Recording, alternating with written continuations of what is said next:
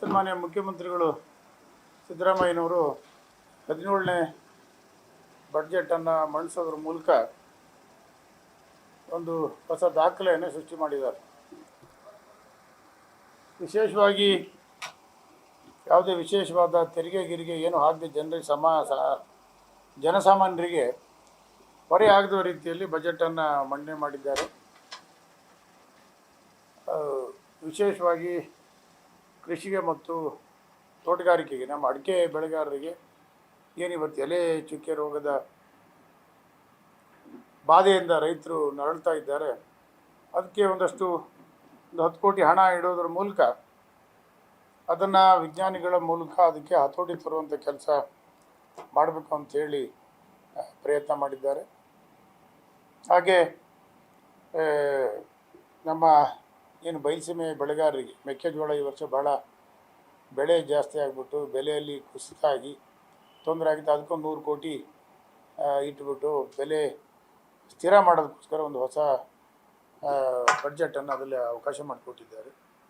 ಭಾಳ ವಿಶೇಷವಾಗಿ ವಿದ್ಯಾರ್ಥಿಗಳು ಸೋಷಿಯಲ್ ಮೀಡಿಯಾದಲ್ಲಿ ಹೆಚ್ಚು ಸಕ್ರಿಯರಾಗಿ ಇರುವಂಥದ್ದನ್ನು ಕಡಿಮೆ ಮಾಡೋ ದೃಷ್ಟಿಯಿಂದ ಅದನ್ನು ಬ್ಯಾನ್ ಮಾಡುವಂಥದ್ದು. ಇವಾಗಲೂ ಇದನ್ನೆಲ್ಲರೂ ಸ್ವಾಗತ ಮಾಡಬೇಕು. ಮಕ್ಕಳು ಈ ದೈನಂದಿನ ಬದುಕನ್ನು ಬಿಟ್ಬಿಟ್ಟು ಓದೋದು ಬಿಟ್ಟು ಇವೆಲ್ಲರೂ ಕೂಡ ಬರೀ ಸೋಷಿಯಲ್ ಮೀಡಿಯಾ ಮೂಲಕ ಅವರ ಭಾವನೆಗಳನ್ನು ಹಂಚ್ಕೊಳ್ಳುವಂಥದ್ದು ಮತ್ತು ಏನು ಇಂಟರ್ನೆಟ್ಟನ್ನು ದುರುಪಯೋಗ ಆಗುವಂಥ ಸಂದರ್ಭಗಳಿದ್ದು ಅದೆಲ್ಲವನ್ನು ಕೂಡ ನಿಲ್ಲಿಸುವಂಥದ್ದು ಎಲ್ಲರೂ ಸ್ವಾಗತ ಮಾಡಬೇಕು. ಆಗ ಹಿಂದಿನ ದಿನಗಳಿಗೆ ಹೋಲಿಸ್ಕೊಂಡ್ರೆ ಇದು ಭಾಳ ಅತಿಯಾಗಿ ಆಗಿದೆ ಅನ್ನುವಂಥ ಒಂದು ಕಾರಣಗಳು.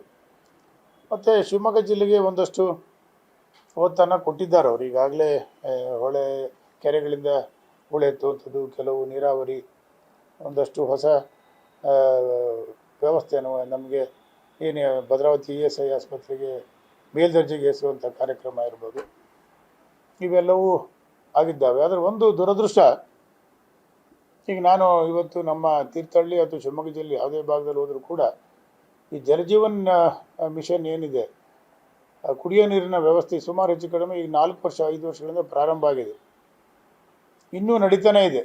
ಈಗ ಅವರ ಮುಖ್ಯಮಂತ್ರಿಗಳ ಬಡ್ಜೆಟ್ ಭಾಷಣದ ಪ್ರತಿಯನ್ನು ಓದೋದಾದರೆ ಕೇಂದ್ರದಿಂದ ಬಿಡುಗಡೆ ಆಗಿರೋ ಹಣ ಏನೂ ಇಲ್ಲ. ಯಾಕಂದರೆ ಇದು ಅರ್ಧ ಕೇಂದ್ರ ಅರ್ಧ ಮತ್ತು ರಾಜ್ಯ ಸರ್ಕಾರ ಅರ್ಧ ಭಾಗ ವೆಚ್ಚವನ್ನು ಭರಿಸುವಂಥ ಕಾರ್ಯಕ್ರಮ JJM. ಇದರ ಈಗಾಗಲೇ ಸುಮಾರು ಹೆಚ್ಚು ಕಡಿಮೆ 75 ಭಾಗ ರಾಜ್ಯವೇ ಭರಿಸುವಂಥ ಉದಾಹರಣೆಗಳು ನಮ್ಮ ಮುಂದಿದ್ದಾವೆ. ಅದರಿಂದ ಬೇಗ ಕೇಂದ್ರ ಸರ್ಕಾರದ ಮಹತ್ವಾಕಾಂಕ್ಷಿ ಯೋಜನೆ ಅದು ಜಲಜೀವನ್ ಮಿಷನ್.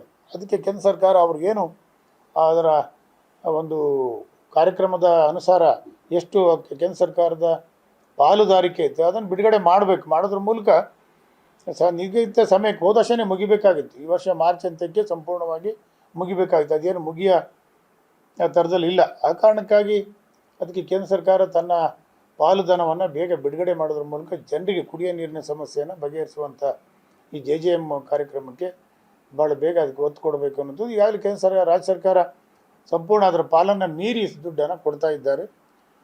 ಮತ್ತು ಮುಖ್ಯಮಂತ್ರಿಗಳು ಈ ಕೆಲವು ನೀರಾವರಿ ಯೋಜನೆಗಳಿಗೆ ಕೇಂದ್ರ ಕೊಡದೇ ಇದ್ದರೂ ಕೂಡ ನಾವು ಪೂರೈಸ್ತೀವಿ ಅನ್ನುವಂಥ ವಾಗ್ದಾನ ಕೊಟ್ಟಿದ್ದಾರೆ. ನಿಜವಾಗ್ಲೂ ಅವೆಲ್ಲವೂ ಕೂಡ ರಾಜ್ಯ ಸರ್ಕಾರದ ಮಹತ್ವಾಕಾಂಕ್ಷೆಯ ಬಡ್ಜೆಟ್ಟು ಇದು ಅಂತ ಹೇಳೋದ್ರ ಜೊತೆಗೆ ಬೆಂಗಳೂರು ಏನು ಇವತ್ತು ಟ್ರಾಫಿಕ್ ಸಮಸ್ಯೆಗಳು, ಜನರ ಕುಡಿಯೋ ನೀರಿನ ಸಮಸ್ಯೆ, ಇವೆಲ್ಲವೂ ಏನಿದ್ದಾವೆ ಇವಕ್ಕೆಲ್ಲ ಪರಿಹಾರ ಕೊಡೋ ದೃಷ್ಟಿಯಿಂದ ಹೆಚ್ಚು ಒತ್ತನ್ನು ಬೆಂಗಳೂರು ಅಭಿವೃದ್ಧಿಗೆ ಕೊಟ್ಟಿದ್ದಾರೆ ಅವರು. ಅದು ಭಾಳ ಬೇಗ ಜಾರಿಗೆ ಬರಬೇಕು. ಟನಲ್ ಮೂಲಕ ಟ್ರಾಫಿಕನ್ನು ಒತ್ತಡವನ್ನು ಕಡಿಮೆ ಮಾಡುವಂಥದ್ದಾಗ್ಬೋದು, ಅಥವಾ ಮೆಟ್ರೋ ರೈಲುಗಳನ್ನು ವಿಸ್ತರಣೆ ಮಾಡುವಂಥದ್ದು, ಇವೆಲ್ಲವೂ ಕೂಡ ಒಂದಷ್ಟು ಬೆಂಗಳೂರು ರಾಜಧಾನಿಗೆ ಒಂದು ಹೊಸ ಅಭಿವೃದ್ಧಿ ದೃಷ್ಟಿಯಿಂದ ಹೊಸ ಮೆರುಗನ್ನು ಕೊಡುವಂಥ ಕಾರ್ಯಕ್ರಮಗಳು ಅನ್ನೋದ್ರ ಜೊತೆಗೆ 30,000 ಕೋಟಿ ಬೆಳೆ ಸಾಲವನ್ನು ಕೊಡಬೇಕಂತ ನಮ್ಮ ಸಹಕಾರಿ ಕ್ಷೇತ್ರಕ್ಕೆ 30,000 ಕೋಟಿ ಬೆಳೆ ಸಾಲವನ್ನು ಕೊಡುವಂಥ ಗುರಿಯನ್ನು ನಿಗದಿ ಮಾಡಿದ್ದಾರೆ. ರೈತರು ಸ್ವಾಗತ ಮಾಡುವಂಥ ಕಾರ್ಯಕ್ರಮ. ಅದರಿಂದ ಇವೆಲ್ಲವೂ ಕೂಡ ಸಾಕಷ್ಟು ಮತ್ತು ಹೆಚ್ಚು ಸುಮಾರು ಒಂದು 800ಕ್ಕಿಂತ ಹೆಚ್ಚು ಸರ್ಕಾರಿ ಶಾಲೆಗಳನ್ನು ಪಬ್ಲಿಕ್ಕು ಏನು ಸಾರ್ವಜನಿಕ ಈಗಾಗಲೇ ಇಂಗ್ಲೀಷ್ ಮಾಧ್ಯಮ ಶಾಲೆ ಮಾಡಬೇಕು ಅನ್ನೋಂಥ ಅವರ ಕನಸೇನಿತ್ತು ಆ ದರ್ಜೆಗೆ ಏರಿಸುವಂಥದ್ದು, ಕನ್ವರ್ಟ್ ಮಾಡೋಂಥ ಕೆಲಸ, ಅದು ಕೂಡ ಸ್ವಾಗತ ಮಾಡೋಂಥದ್ದು ಭಾಳ ಬೇಗ ಆಗಬೇಕು. ಹಳ್ಳಿಯ ಮಕ್ಕಳು ಕೂಡ ಈ ಥರ ಪಬ್ಲಿಕ್ ಶಾಲೆನ ಮಾದರಿಯಲ್ಲಿ ಇಟ್ಕೊಂಡು ಮಾಡುವಂಥದ್ದು ಆಗಲಿ ಅನ್ನುವಂಥ ಆರೈಕೆ. ಅದಕ್ಕೆ ಸರ್ಕಾರ ಹೆಚ್ಚು ಒತ್ತನ್ನು ಶಿಕ್ಷಣ ಇಲಾಖೆ ಕೊಟ್ಟಿರುವಂಥದ್ದು. ಭಾಳ ದೊಡ್ಡ ಬಡ್ಜೆಟನ್ನು ಶಿಕ್ಷಣ ಪ್ರಾಥಮಿಕ ಮತ್ತು ಪ್ರೌಢ ಶಿಕ್ಷಣ ಕೊಟ್ಟಿದ್ದಾರೆ.